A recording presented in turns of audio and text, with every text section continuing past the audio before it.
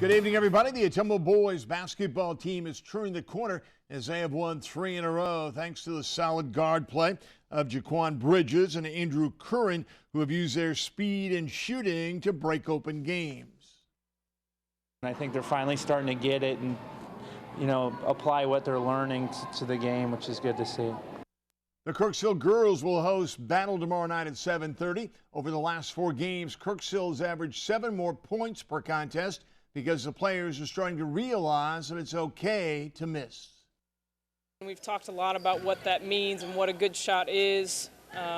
Being in your range, being ready, being open, those are the 3 things I'm looking for, and they can answer that, then that's a good shot.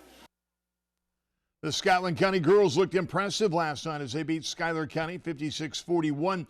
The Tigers' motivation all year has not been a problem. And I think that's what helps at practice, keeping the tempo up and make sure we're working hard, knowing that when we get to the district, if you don't play 100% and give it your all and have a great game, we might be packing it up for the year. The Little Plata boys passed their first big test of the week as they beat Novinger last night. Next up, it's Cairo.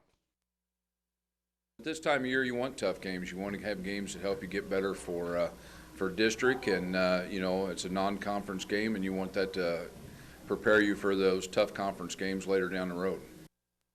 The Knox County boys have scored over 70 points in 7 of their 16 games, but they are finding out that it's a fine line between playing out of control and playing in control.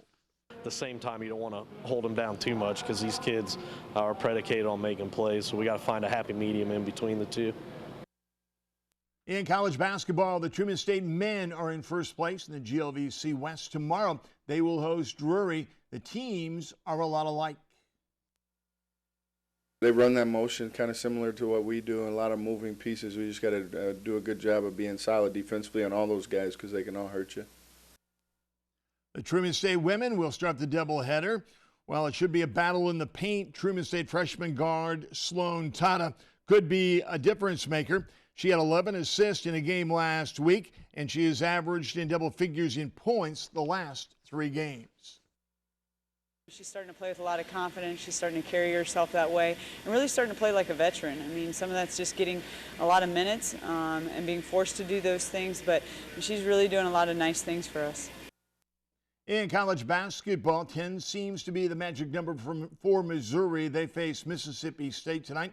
They have lost 10 in a row. They are 10-point underdogs. We'll have highlights at 10. In Big Ten action, Iowa will travel to Illinois. If the Hawkeyes win the rebounding battle, they should win the game. In other news on the day, Brent Musburger will retire next week. Tiger Woods will play with tailor-made woods and irons. Carl Edwards says he has no plans to run against Claire McCaskill for the U.S. Senate in 2018. But if somebody'd ask, he would consider it. Mary Tyler Moore died today.